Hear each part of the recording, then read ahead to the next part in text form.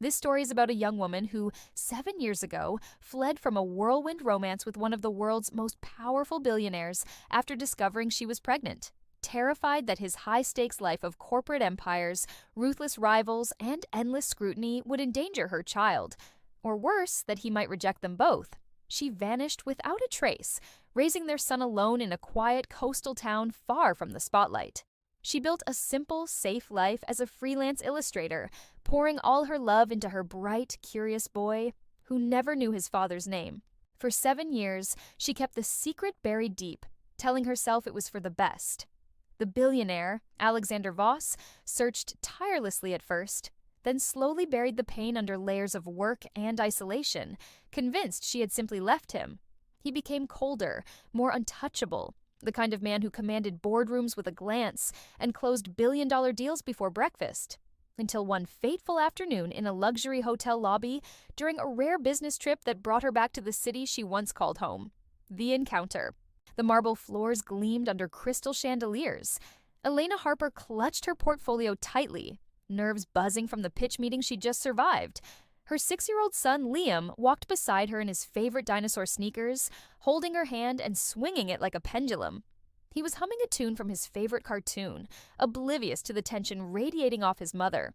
She hadn't planned on staying long, just one meeting with a publisher who wanted her illustrations for a children's series. In and out. No risks. But fate, it seemed, had other ideas. Alexander Voss stepped out of the private elevator, flanked by 2 assistants and a security detail that moved like shadows.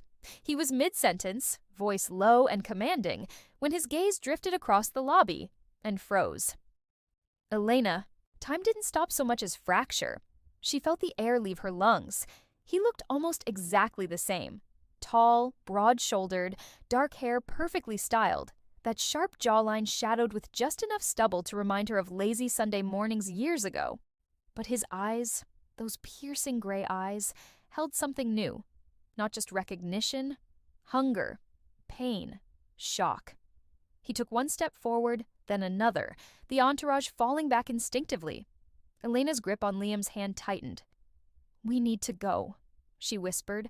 But Liam, ever the fearless observer, noticed the tall man staring at his mom with an intensity that made even a 6-year-old pause. He tilted his head, studying the stranger the way he studied bugs under a magnifying glass. Then, in his clear, piping voice that carried across the suddenly quiet lobby, Liam asked, "Why are you looking at my mom like that?" The words landed like a thunderclap. Alexander stopped dead. His assistants exchanged glances. A few nearby guests pretended not to listen, while clearly doing exactly that. Elena felt heat flood her face. "Liam, honey, let's—" But the boy wasn't done. He stepped slightly in front of her, small shoulders squared like a tiny bodyguard. "You keep staring, like she's a puzzle you can't solve. Or like you're mad. Are you mad at her?" Alexander's throat worked. He crouched slowly enough that his security tensed, until he was eye level with the child. Up close, the resemblance hit like a freight train. The same dark curls, the same stubborn chin, the same intelligent spark in the eyes. "I'm not mad," Alexander said, voice rougher than usual. "I'm surprised. Very surprised." Liam frowned, considering. "Surprised people usually say wow or drop something. You didn't do either." A ghost of a smile touched Alexander's lips, the first real one in years. "You're very observant." "My mom says I ask too many questions." Liam glanced up at Elena for confirmation. She could only nod, throat too tight to speak. Alexander's gaze lifted to her again. Softer now.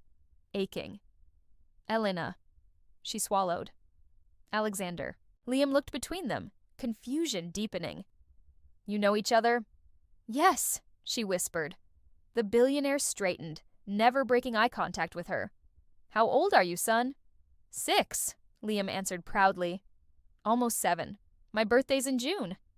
Alexander did the math in an instant. 7 years. The timeline clicked into place with brutal clarity. He looked at Elena again, and this time, the emotion in his eyes was raw, unguarded. "Why didn't you tell me?" Tears burned behind her lashes. "I was scared. Your world. It swallows people. I couldn't let it swallow him." Liam tugged her sleeve. Mom, is he my dad? The question hung in the air like smoke. Elena closed her eyes briefly. When she opened them, Alexander was watching her with a look that said he already knew the answer, but needed to hear it from her. Yes, she said, voice breaking. Liam, this is your father. For a heartbeat, no one moved. Then Liam stepped forward, studying Alexander with solemn curiosity. Do you like dinosaurs? Alexander blinked. Of all the reactions he'd prepared for over the years, anger, accusations, tears, this one undid him completely. I used to collect fossils when I was your age, he managed. Liam's face lit up. Cool. Mom says fossils are just old bones that turn to rock. Do you have any T-Rex ones? Alexander laughed, a low, surprised sound that seemed to startle even him. Not yet, but I know people who can get them. Elena watched them, heart hammering. This was the moment she dreaded and dreamed of in equal measure. The aftermath. What followed was not a fairy tale reunion, but something slower, messier, and infinitely more real. Alexander didn't demand custody or threaten lawsuits. Instead, he asked, carefully, respectfully, if he could spend time with Liam. Coffee in the hotel cafe turned into walks in the park, then dinners, then weekends. Elena watched her son bloom under his father's attention. Alexander taught him chess. Liam taught Alexander how to build epic blanket forts. They argued over pizza toppings and bonded over a shared love of stargazing, but the wounds between Elena and Alexander ran deep. Trust had to be rebuilt brick by brick. One night, after Liam had fallen asleep on the couch between them during a movie marathon, Alexander spoke quietly. I spent 7 years thinking you'd chosen to leave because you didn't love me enough. I was wrong. She looked at him, eyes shimmering. I left because I loved you too much to watch your world destroy us, and because I was terrified you'd never want this. Want him. He reached for her hand, thumb tracing circles over her knuckles. I would have wanted everything. I still do. She didn't pull away. Didn't. Months passed. Elena's illustrations found new success, but she no longer needed to hide. Alexander stepped back from some of his most cutthroat deals, delegating to make room for family. He bought a house near the coast, not a mansion, but a warm, sprawling place with a yard for Liam to run in.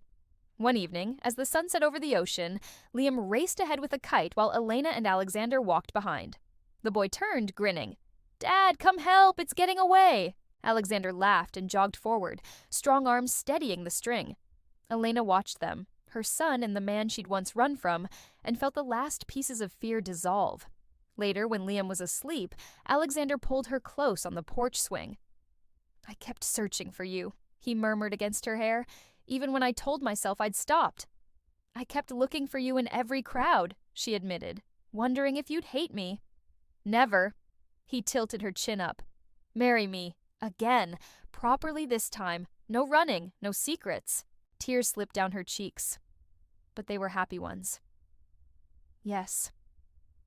And in the quiet of that night, with the waves whispering below and their son dreaming safely inside, the family that had been fractured for 7 years finally began to heal. The little boy who once asked a simple, brave question had unknowingly opened the door to everything they'd all been missing. Love, forgiveness, a second chance, and this time, no one was hiding anymore.